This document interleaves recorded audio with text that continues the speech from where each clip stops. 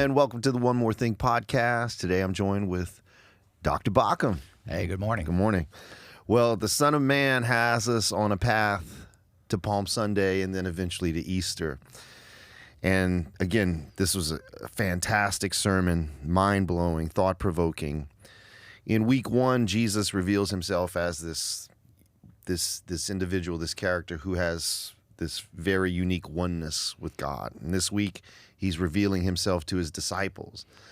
But I loved how you began, and this is going to be, I think it's a tough question. That's why I'm going to ask you.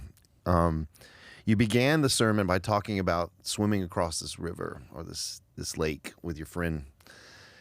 And you had all of the knowledge, the advanced swimming techniques, and you were challenging him to follow you. And when it got to the other end, you saw he had hedged his bet, Right. with the life preserver thing. Right.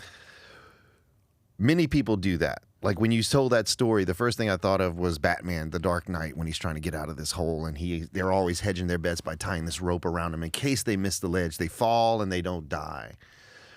What, in your opinion, being a pastor 40 plus years, what is the biggest fear in people's mind in giving their life to God?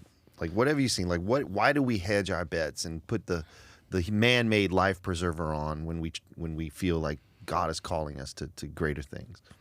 Well, I think many answers to that question. Yeah. But one of them would be that I think sometimes we hedge our bet. We don't know. And where we don't know, I only know what I see or what I feel or what I, sense. So sometimes I can't swim all the way across the lake. So I hedge my bet. I wear a life preserver, or I wear a ski belt. Is what Right. it was. And he did the right thing in wearing a ski belt because I don't know that he could do it. Sometimes in where we are today, Christianity, we're talking about a lot of reconstructionism, and some of us are not able to take that off. Yeah. Because we're afraid. So how do we deal with that? I think that, and when we get afraid, sometimes even though we've released the concept of hell as a damnation thing, or released some of these theological bricks that are in our theological wall, the fact that I'm born inherently so evil that, God loves me, but all of humanity is going to be condemned to forever in hell unless we find the secret sauce, which is to accept Jesus into our life. And when we don't have that, we get beyond that and say, okay, so it's not about this salvation. It's about transformation of embracing the God within. Mm-hmm. But when we get into places, all of a sudden you have cancer. Mm-hmm. I go back to, I revert back. Yeah. I want my life preserver because I can't take that risk by myself. Right. So I think it's a process of taking it off, putting it back on, taking it off, putting it back on. And some people, it's what they knew. It's so hard for somebody, and let me give an example, my 96-year-old mother. I can't expect her just to take off all the things that she's depended on her entire life. And she needs to stay in that lane. And I just need to love her where she is. Yeah. But in the future, as we see Christianity evolving to where we're becoming Christ followers and realizing that it's not about heaven or hell. It's not about the salvation event of Jesus dying on the cross. It's about this awareness that the Logos that was with God in the beginning, that lived in the person of Jesus, lives in us. Yeah. And our lives can be transformed, and we can be the best version of us we can be. That process is different than the process that I grew up with and you grew up with. Mm-hmm. And but it's amazing when we work it and it's all good. Yeah, and then all of a sudden we have a hiccup and we're back to That's right. We want to fall back to that which we know. And I just think we just keep taking the belt off. Yeah. And swimming a little more. Try it again. And keep trying until all of a sudden you realize you can swim. And this is a freer, more unencumbered way to get from one side of the lake to the other. Yeah. It's liberating. Yeah. There's joy in it. And I think you brought that analogy in. I think you helped me to say that a little differently than I did on the weekend. That's a beautiful analogy, and I think it's true. I think it holds true for many of us, especially who are going through the deconstructive process. But this whole series about reconstructing a faith that focuses on the person of who Jesus was and the humanity of Jesus, not just the divinity or whatever, but this humanity, that's what I can relate to. That's where I can see a reflection of myself. Right.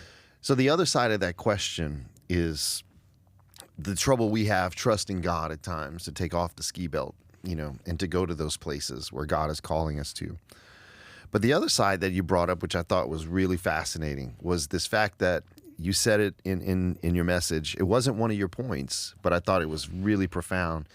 You said Jesus put his trust into the hands of fishermen. Right. Like that, I thought was a powerful analogy that the God of the universe he trusts us with the very logos of which is a part of who he is. And it's a strange question to ask, but why does God trust humanity with the amount of times we fail and we fall and we're fragile and all these things? Like, what do you think is this risk reward? If God's a good businessman, why does he put that sort of risk in play? That's a great question. And let me start by saying decades ago, when I was in seminary in the 70s, I had a professor. Her name was Dr. Mildred Weinkoop, Vanderbilt professor, wonderful theologian, wrote a book called Theology of Love. And at one point in the class, she said something that has just an off comment that has never left me, and it's become part of one of the building blocks of my theology. Mm. And she said, it's amazing to me that God needs us. God has chosen to use humanity to spread love to other humanity. Now, wouldn't it have been a lot easier for God to just say, hey, look here, I'm the downline, zap, and all of a sudden all the spray comes down, everybody gets it, like on the day of Pentecost, everybody was filled at the same time. But no, God chooses people throughout humanity, and he impacts them, and he says, I'm going to use Jesus to make a difference. And then he says, but I'm going to use these fishermen to take him to where he needs to go. Yeah. And all of a sudden, we all begin to realize we have this amazing responsibility and also opportunity to say, how can God use me today? And I don't know why, but I know but he does. God has chosen the nation of Israel to proclaim, to the Gentile world. I think he's chosen you and me today to make a difference in our community, to share a message that's less toxic, more holistic, more authentic, that is more liberating, more healthy, that when people get it, they say, oh my, I can never go back into that box of judgmentalism and fear and just this lack of any kind of trust. I mean, I love being in the free world where I can live the Spirit of Christ every day. Yeah. And why does he do that? I think he does it because he wants us to be his ambassadors, to be the one who share the good news. And I don't think it's about reading the Bible out loud and saying, you got to do this or burn in hell, and this is your rescue. But I think there is something about that. This is, here is some truth that will help you. And even though you're going through a death or the valley of the shadow of death, it's great to hear the verse, you are, even though I go through the valley of shadow, you are with me. Yeah. And that's a powerful phrase, that God's with us all day, every day. And he's chosen me to share this message that he's put upon my heart, and chosen you to collectively, maybe we can reconstruct a theology that's better. Yeah. And why, I don't know. Yeah. But he has. And it's a cop-out. Yeah. Sometimes to say, well, someday when you see Jesus, you can ask him. Yeah. Or someday I'm going to be healthy on the other side, and maybe, or someday I'm going to have all the riches in the world on the other side, or someday. Yeah. And I would challenge people to say, be the best version of who you are today in your circumstance.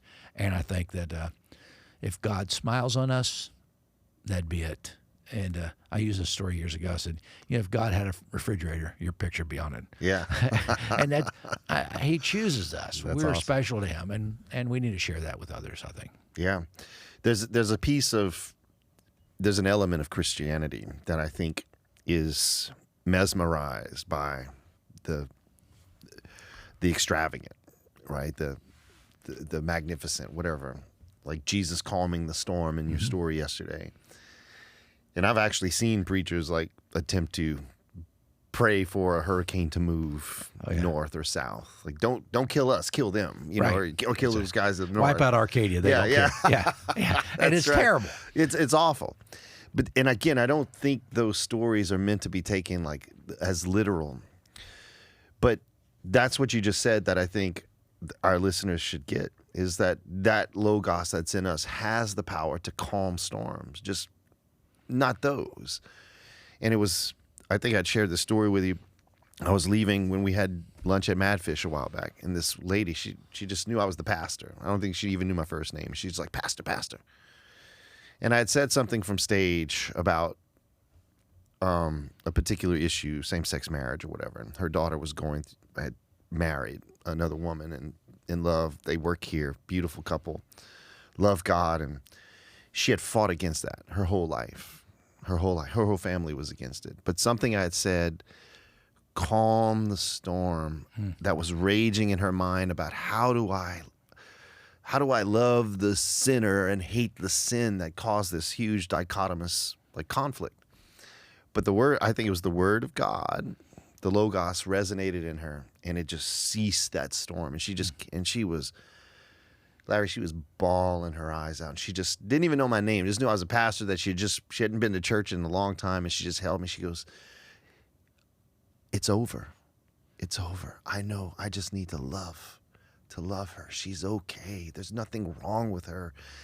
And that we have the power in us, man, and I think that's what the kingdom of heaven is. Like, for when I read the Gospel of John, Jesus is all about the kingdom. It's not a place, it's a people. Right. And it's a different people.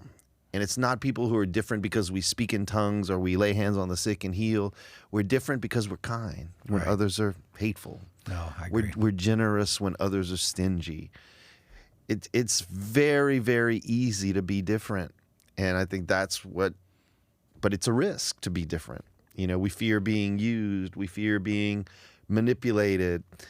And God goes, I'm still with you. Right. You know, and that's what I love about this place, man, is that you've created a community that allows people to just love. Love is going to win. Love is going to overtake evil. We may not see it immediately, but we keep following Christ. Like you said in the sermon, go with Christ to the other side. Right. He's with you. And you closed with the story of the bubbles, which I thought was absolutely fabulous, is that even when it's darkest and you can't see, feel God. Like, what did you mean by that? That's the last question. Yeah, I think that sometimes we have to trust our heart. Mm-hmm. Sometimes our head doesn't make it, our heart does. Yeah. And we have to feel the presence of God in our life. And sometimes I used to use this analogy to say, if you were in a small plane and you were in turbulence, it'd be very difficult for me to talk to you and try to get you to land the plane. Because even the best pilots, they get in the turbulence and they feel their way through it to the runway. And sometimes when we're under and we don't see it, we feel the bubbles and we feel our way back to the surface, and we trust that's always there, and it's the love of God. Trust the love in your life. Trust the presence of Christ, the Logos that's within you. Trust your heart. When you say, I'm really trying to do the best that I know, then trust that. Yeah. And sometimes we talk about the series, Do the Next Right Thing. Sometimes you just do the next right thing, and it's baby steps that get you where you need to go. But those are very good questions. And I hope our listeners today just, can sense our heart. We really are for you. Yeah. We want you to feel the love of God. We want you to know that even in your darkest time, He is still there. And you may not see Him, but feel Him. Yeah. Keep letting your emotions open up to where you feel the bubbles of Christ in your life. And I think you'll be able to find your way because of that. It's awesome.